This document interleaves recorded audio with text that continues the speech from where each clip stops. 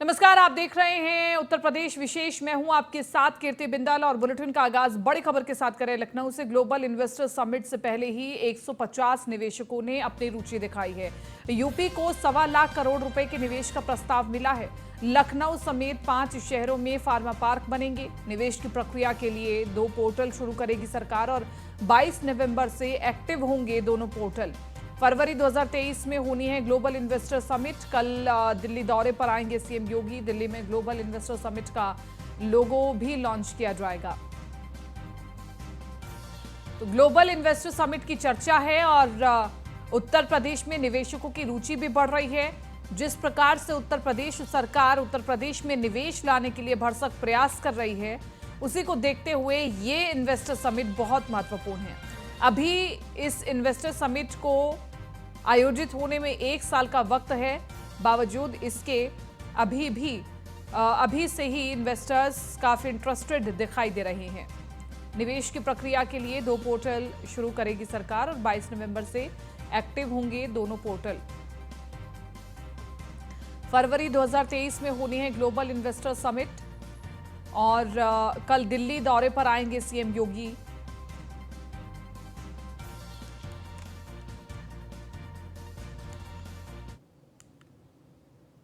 गुजरात के रण में सीएम योगी ने आज छोटा उदयपुर और खेड़ा में चुनावी जनसभा को संबोधित किया। इस दौरान सीएम योगी ने सरकार की उपलब्धियां गिनवाते हुए विपक्ष पर जमकर निशाना साधा।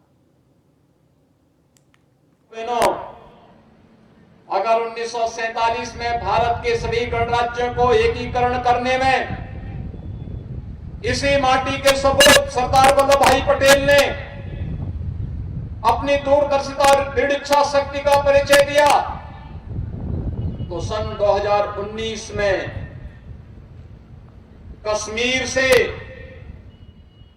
आतंकवाद की पर्याय बनी धारा 370 को हटाने के लिए प्रधानमंत्री मोदी जी के मार्गदर्शन में इसी धरती माटी के सपूत भारत के लोकप्रिय और यशस्वी गृह मंत्री श्री अमित भाई शाह जी ने जिस दृढ़ इच्छा शक्ति के साथ कश्मीर से धारा 370 को समाप्त किया है, भाइयों बहनों, आतंकवाद की ताबूत पर वह अंतिम कील है और आतंकवाद और नक्सलवाद का खात्मा हमेशा के लिए होगा। ये देश आजादी का अमृत महोत्सव मना रहा है। आजादी के अमृत महोत्सव के वर्ष पर भारत का, जिस ब्रिटेन ने भारत पर 200 वर्षों तक शासन किया, उस ब्रिटेन को पछाड़ करके भारत का दुनिया का 5वीं अर्थव्यवस्था बनना, यह आर्थिक क्षेत्र में प्रधानमंत्री मोदी जी के नेतृत्व में भारत के वित्तीय प्रबंधन का बेहतरीन उदाहरण है और भारत दुनिया की सबसे बड़ी आर्थिक ताकत बनेगा, इसमें अब कोई संदेह किसी को नहीं होना चाहिए। बिना भेदभाव के शासन की योजनाओं का लाभ सबको मिल रहा है। हम विकास कराएंगे सबका, लेकिन तुष्टीकरण किसी का नहीं करेंगे। ये आज भारतीय जनता पार्टी का संकल्प है। भारत के सर्वोच्च संवैधानिक पद पर, देश के राष्ट्रपति के पद पर एक वनवासी और जनजातीय परिवार से जुड़ी हुई श्रीमती द्रौपदी मुर्मू जी को देश का राष्ट्रपति बना करके भारत का गौरव बढ़ाने का काम प्रधानमंत्री मोदी जी के नेतृत्व में हुआ है। तो दूसरी तरफ गुजरात के अंदर भगवान बिरसा मुंडा के नाम पर विश्वविद्यालय की स्थापना का कार्यक्रम भी उसी श्रृंखला का एक नया हिस्सा है। चलिए अगली खबर का रुख कर लेते हैं। इटावा से कार्यकर्ता सम्मेलन में एक साथ दिखे अखिलेश और शिवपाल। अखिलेश यादव ने पैर छू करके शिवपाल यादव का आशीर्वाद लिया और रामगोपाल यादव भी सम्मेलन में साथ में मौजूद रहे। जसवंत नगर क्षेत्र के नेता और कार्यकर्ता सम्मेलन में शामिल हुए। नेताजी ने मैनपुरी का विकास किया है, शिवपाल यादव ने अपने संबोधन में कहा है। तो अब जितने कार्यकर्ता सम्मेलन होंगे, जन संबोधन होगा, जनता के बीच में जाया जाएगा, तो पूरी संभावना है कि अखिलेश यादव और शिवपाल यादव दोनों साथ में दिखाई देंगे। बहरहाल अब लगातार जनता को लुभाने की कोशिश की जा रही है और समाजवादी पार्टी का गढ़ बचाना है और यहाँ पर समाजवादी पार्टी को कायम रहना है, उसको लेकर के पुरजोर कोशिश की जा रही है। बीजेपी भी अपनी तरफ से पूरी कोशिश कर रही है कि एक बार फिर से समाजवादी पार्टी का किला ढाया जाए। जसवंत नगर क्षेत्र के नेता और कार्यकर्ता सम्मेलन में शामिल हुए। और शिवपाल यादव ने अपने संबोधन में क्या कुछ कहा, ये भी हम आपको सुनवाएंगे। नेताजी नहीं, इसलिए ये चुनाव और अधिक महत्वपूर्ण हो गया है। चाहे मैनपुरी लोकसभा हो, चाहे इटावा लोकसभा हो, और चाहे जसवंत नगर क्षेत्र, यहाँ से कर में, यहाँ से जगह जगह में, चाहे गली हो, चाहे गांव हो,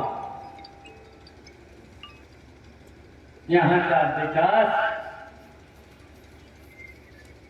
नेताजी ने किया है। तो इसलिए मैं अखिलेश से भी कहना चाहता हूँ, मेरा समर्पण और मेरी क्षमता, मैंने यूं ही नहीं नेताजी के साथ, मैं बहुत छोटे से नेताजी से जुड़ा हूँ, 9-10 साल का जब से था, और यूं ही नहीं मैंने नेताजी से बहुत कुछ सीखा। इसलिए मैंने समर्पण और मैंने क्षमता ऐसे नहीं समर्पण किया, पहचानिए। और मैं आज यहाँ पर आपको भी आश्वस्त करना चाहता हूँ, मैंने नेताजी को कभी निराश नहीं किया। लखनऊ से अगली खबर हम आपको बता रहे हैं। फीफा वर्ल्ड कप में शामिल डॉक्टर जाकिर नाइक का मौलाना यासूब अब्बास ने विरोध किया है। मौलाना यासूब अब्बास ने डॉक्टर जाकिर नाइक पर निशाना साधा। डॉक्टर जाकिर नाइक आतंकवादियों का समर्थक है। कतर को जाकिर नाइक को आमंत्रित नहीं करना चाहिए था। और जाकिर नाइक पैगंबर मोहम्मद साहब और उनके नवासे इमाम हुसैन का गुस्ताख है। अपने भाषणों में आतंकवाद वाली विचारधारा को बढ़ावा दे रहा है जाकिर नाइक। फीफा में जाकिर नाइक की स्पीच से फुटबॉल खिलाड़ियों और दर्शकों पर भी दुष्प्रभाव पड़ेगा। तो हिंदुस्तान से भगौड़ा घोषित किया जा चुका है जाकिर नाइक, और कतर सरकार से जाकिर नाइक को हिंदुस्तान को सौंपने की मांग है। आपके जुमले पर एतराज़ है कि आप उनको इस्लामी स्कॉलर कह रहे हैं। जो शख्स इमाम हुसैन अलैहिस्सलाम के कातिल यजीद को रज़ी अल्लाह पीस बी अपॉन हिम कहे, उसका इस्लाम से दूर दूर तक कोई ताल्लुक नहीं है। लिहाजा वो इस्लामी स्कॉलर नहीं बल्कि आतंकवादी स्कॉलर है। और मैं कतर की गवर्नमेंट का पूरी तरीके से विरोध करता हूँ, जो फीफा वर्ल्ड कप में जाकिर नाइक को वो लेके आए एज ए प्रीचर। और वो सुना है हमने खिलाड़ियों को प्रीच करेंगे और वो धर्म के ज्ञान देंगे, धर्म की शिक्षा देंगे। जबकि हिंदुस्तान की होम मंत्रालय ने उनको हिंदुस्तान ने बैन किया हुआ है। हिंदुस्तान से भगोड़ा है जाकिर नाइक, यहाँ से भागा हुआ है हिंदुस्तान से। लिहाजा हिंदुस्तान सरकार कतर सरकार पर दबाव बनाए और अपने मुजरिम को वहाँ से मांगे। बेहतरीन मौका है इस वक्त कतर पर दबाव बनाने का। और दूसरे, जब वो जो शख्स उसामा बिन लादेन को सही बताता है, जो शख्स मुल्ला उमर को सही बताता है, जो शख्स यजीद जैसे आतंकवादी को रज़ी अल्लाह पीस भी अपॉन हिम कहता है, लानतुल्लाह को, तो वो जो शिक्षा दे रहा है तो वहाँ के ऊपर बहुत गलत मैसेज जाएगा। क्योंकि जो फीफा में वर्ल्ड कप में जो खिलाड़ी आ रहे हैं उनकी गज़ब की फॉलोइंग होती है, मैं जानता हूँ। उनके लोग होते हैं, वो जब गेंद लेके चलते हैं तो पूरी दुनिया देखती है। वो जब वहाँ से तकरीरें उसकी सुन के जाएंगे, है तो वो आदमी वो मुतासिर हुआ है, तो वो बाकायदा उसी के जो वो कहेगा उसी को जाके अपने फॉलोअर्स में बताएंगे, अपने लोगों में जो उनके प्रशंसक हैं। वाराणसी से अगली खबर हम आपको बता रहे हैं। ज्ञानवापी मामले में जिला कोर्ट में हुई सुनवाई। कोर्ट ने सुनवाई के लिए अगली तारीख 30 नवंबर दी है। विश्व वैदिक सनातन संघ की याचिका पर सुनवाई हुई। फास्ट ट्रैक से जिला कोर्ट में ट्रांसफर करने को सुनवाई हुई। 4 महिलाओं ने जिला कोर्ट में याचिका डाली थी। तो ज्ञानवापी पर बड़ी खबर है। फास्ट ट्रैक से जिला कोर्ट में ट्रांसफर करने को सुनवाई हुई। 4 महिलाओं ने जिला कोर्ट में याचिका डाली थी। और वाराणसी से बड़ी खबर है। ज्ञानवापी मामले में जिला कोर्ट में सुनवाई हुई है और कोर्ट ने अगली तारीख दे दी है, 30 नवंबर अगली तारीख। विश्व वैदिक सनातन संघ की याचिका पर सुनवाई हुई है। वाराणसी की सूर्या गुरुग्राम सोसाइटी के सभागार में परशुराम परिषद की ओर से भगवान परशुराम की जन्मस्थली, तपोस्थली और युद्ध स्थली के उद्घोष का कार्यक्रम आयोजित किया गया। कार्यक्रम का शुभारंभ वैदिक एवं शास्त्रीय मंगलाचरण के माध्यम से दीप प्रज्वलित कर किया गया। इस मौके पर राष्ट्रीय परशुराम परिषद के संस्थापक पंडित सुनील भराला ने अपने संबोधन में कहा कि राष्ट्रीय परशुराम परिषद एक राष्ट्रवादी संगठन है जिसमें ब्राह्मण एवं सनातन हिंदुओं के लिए भगवान परशुराम जी के द्वारा किए गए कार्य और उनके जीवन संस्करण के लिए राष्ट्रीय शोध पीठ का गठन करने के उपरांत जिसमें 18 कुलपति, पूर्व कुलपति एवं इतिहासकार, जगत गुरु शंकराचार्य, महामंडलेश्वर महंत और विद्वान जैसे संत पुरुषों की द्वारा लगातार 7 वर्षों तक शोध किया गया। शोध के बाद हरिद्वार में 2 दिवसीय अखिल भारतीय शोध संगोष्ठी का आयोजन अवधूत मंडल आश्रम में किया गया था और पंडित सुनील भराला की ओर से बताया गया कि हरिद्वार में 2 दिवसीय शोध में विद्वानों ने मैराथन 36 घंटे अपना व्याख्यान किया था, जिसका भगवान परशुराम जी के जीवन के अन्य संस्करण कथाएं विद्वानों के द्वारा अवधूत मंडल सभागार में व्यक्त किया गया था। राष्ट्र परशुराम परिषद के श्री परशुराम शोधपीठ अध्यक्ष आचार्य KV कृष्णन ने अपने संबोधन में कहा कि भगवान परशुराम जी के जन्म स्थान के संबंध में पिछले दिनों से चली आ रही भ्रांतियों पर विराम लगाने का समय आ गया है। आचार्य जी ने बताया कि वर्ष 2016 से परिषद द्वारा भगवान श्री राम की जन्मस्थली, तपोस्थली और युद्ध स्थली के निर्धारण हेतु एक शोध पीठ का गठन कर इस विषय पर गंभीर मंथन और चिंतन किया गया है। और ब्रेक के बाद रुक कर रहे हैं अगली खबर की और मथुरा से अगली खबर है। सूटकेस में युवती का शव मिलने का पूरा मामला। युवती के माता पिता ने ही हत्या की थी। पिता ने रिवॉल्वर से गोली मारकर के हत्या की थी और हत्या करने वाले माता पिता की गिरफ्तारी हुई है। घटना में इस्तेमाल कार, लाइसेंस रिवॉल्वर बरामद की गई है। 48 घंटे के अंदर पुलिस ने खुलासा किया है माता पिता की मर्जी के बगैर शादी की गई थी। गुस्साए पिता ने युवती को मौत के घाट उतार दिया। राया थाना के यमुना एक्सप्रेसवे पर शव मिला था।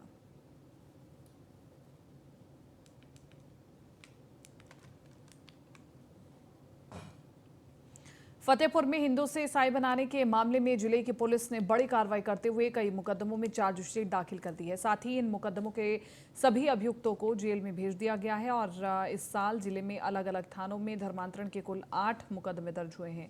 SP राजेश कुमार सिंह ने बताया कि अब तक पादरी समेत 3 दर्जन लोगों को जेल भेजा गया है। धर्मांतरण के मामले में सदर कोतवाली पुलिस ने जिले में कुल 3 थानों में 8 मुकदमे दर्ज किए थे। आपको बता दें कि सामूहिक धर्मांतरण के 8 मुकदमे अलग अलग थाने में दर्ज हुए थे, जिसमें 5 मुकदमों में अभियुक्त जेल में हैं और 5 में पुलिस ने तेजी दिखाते हुए चार्जशीट भी दाखिल कर दिया है। वहीं 2 मुकदमों में एक अभियुक्त की गिरफ्तारी शेष है।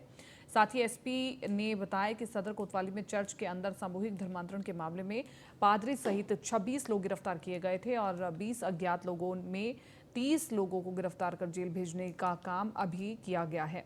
वहीं उन्होंने बताया कि विवेचना के दौरान कुछ धाराएं बढ़ाई गई थी, जिसमें 42 अभियुक्तों के खिलाफ NDW की कार्रवाई की गई है। जनपद फतेहपुर में इस वर्ष हिंदू से क्रिश्चियन बनाने के मामले में कुल 8 मुकदमे पंजीकृत किए गए हैं, जिसमें 5 मुकदमों में सभी की गिरफ्तारी की जा चुकी है और उसमें चार्जशीट भी दाखिल हो गई है। 2 मामलों में एक अभियुक्त शेष है, उनकी शीघ्र गिरफ्तारी कर ली जाएगी। एक मामला जो कोतवाली का है उसमें पादरी समेत 26 लोग पहले अरेस्ट किए गए थे और अज्ञात लोग भी 20 लोग थे। विवेचना के दौरान कुछ धाराएं बढ़ाई गई हैं, जिसके तहत पुनः गिरफ्तारी की जा रही है। 13 लोगों की गिरफ्तारी जो अज्ञात थे उनमें 13 लोगों की गिरफ्तारी की गई है। शेष 42 लोगों का NBW प्राप्त किया जा चुका है, इनकी भी शीघ्र गिरफ्तारी की जाएगी। खबर गाजीपुर से है, जहां IAS 191 gang leader Mukhtar Ansari के सहयोगी मंसूर अंसारी के खिलाफ गैंगस्टर एक्ट के तहत 4 करोड़ 40 लाख के बेनामी संपत्ति को कुर्क किया गया। दरअसल मुख्तार अंसारी के सहयोगी मंसूर अंसारी द्वारा अवैध धन अर्जित कर 4 बेनामी भू संपत्तियों में से एक मोहम्मदाबाद में और 3 संपत्ति सदर कोतवाली इलाके में अपनी पत्नी आबदा अंसारी के नाम से खरीदी थी, जिसे जिले अधिकारी के निर्देश पर गैंगस्टर एक्ट के तहत 4 करोड़ 40 लाख की प्रॉपर्टी को कुर्क किया गया है। मंसूर अंसारी की पत्नी के नाम से मोहम्मदाबाद थाना इलाके के यूसुफपुर में SDM और CO मोहम्मदाबाद के नेतृत्व में भारी फोर्स के साथ 1 करोड़ 15 लाख की बेनामी संपत्ति को कुर्क किया गया है, जबकि सदर कोतवाल इलाके में सीओ सिटी और तहसीलदार सदर के नेतृत्व में 3 प्रॉपर्टी जिसका बाजारू कीमत 3 करोड़ 25 लाख की बेनामी 3 भू संपत्तियों को कुर्क किया गया है। गाजीपुर पुलिस द्वारा डीएम गाजीपुर के निर्देशन में मुख्तार गैंग के एक सक्रिय सदस्य मंसूर अंसारी और उसकी पत्नी के द्वारा जो अवैध संपत्ति अर्जित की गई थी उसको चिन्हित करके उसे आज 14(1) के अंतर्गत कुर्क किया गया है। कुल मिला के 4 संपत्तियां कुर्क की गई हैं। एक संपत्ति इनकी बेनामी संपत्ति मोहम्मदाबाद में थी और 3 संपत्तियां गाजीपुर शहर के अंदर हैं, जिनकी मार्केट वैल्यू लगभग 4 करोड़ 40 लाख रुपए है। सर, क्या लगता है कि इस तरह की कार्रवाइयाँ निरंतर चलती रहेंगी कि अपराधियों के विरुद्ध गाजीपुर पुलिस की जो मुहिम है वो इसी तरह से चलती रहेगी और जितने भी आपराधिक गैंग हैं। अमेठी में अवैध कब्जे पर प्रशासन की सख्त कार्रवाई देखने को मिली है। 3 दिन से लगातार अधिवक्ताओं की अवैध कब्जों पर बुलडोजर चलाया जा रहा है। डीएम की लगातार इन अवैध कब्जों पर नजर बनी हुई है। 2 अधिवक्ताओं के अवैध कब्जे को ध्वस्त करने के बाद एक और अधिवक्ता के अवैध कब्जे को ध्वस्त करने बुलडोजर पहुंचा। गौरीगंज नगर पालिका में वकीलों के अवैध कब्जे पर बुलडोजर से लगातार कार्रवाई की जा रही है।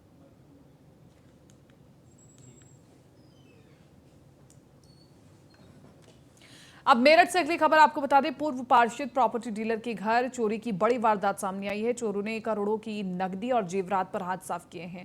घर का एक नेपाली नौकर भी गायब हो गया है। दिल्ली बेटे की सगाई में गया हुआ था पूरा परिवार और पूर्व पार्षद के घर में 20 फरवरी को बेटे की शादी की गई थी। मौके पर एसपी सिटी और क्षेत्राधिकारी पुलिस फोर्स के साथ पहुंची। पुलिस और फोरेंसिक टीम मौके पर पहुंचकर जांच में जुटी हुई है। थाना टीपी नगर इलाके के कमला नगर का यह पूरा मामला बताया जा रहा है। और इसी के साथ साथ आगे बढ़ रहे हैं, बात करें अगली खबर की। अलीगढ़ से स्कूल प्रबंधक की अश्लील वीडियो कॉल रिकॉर्ड हुई। व्हाट्सएप के जरिए युवती के साथ अश्लीलता की गई थी। सेक्स वर्कर्स ने स्कूल प्रबंधक को ब्लैकमेल किया। वीडियो चैट के जरिए पैसे की डिमांड की गई। पैसे ना देने पर वीडियो वायरल किया गया है। तो ये बहुत ही एक शर्मनाक घटना सामने आई है, जहां पर वीडियो चैट के बदले पैसे की डिमांड की जा रही है। तो सेक्स वर्कर ने वीडियो कॉल वायरल किया है। युवती के साथ अश्लीलता की जा रही है और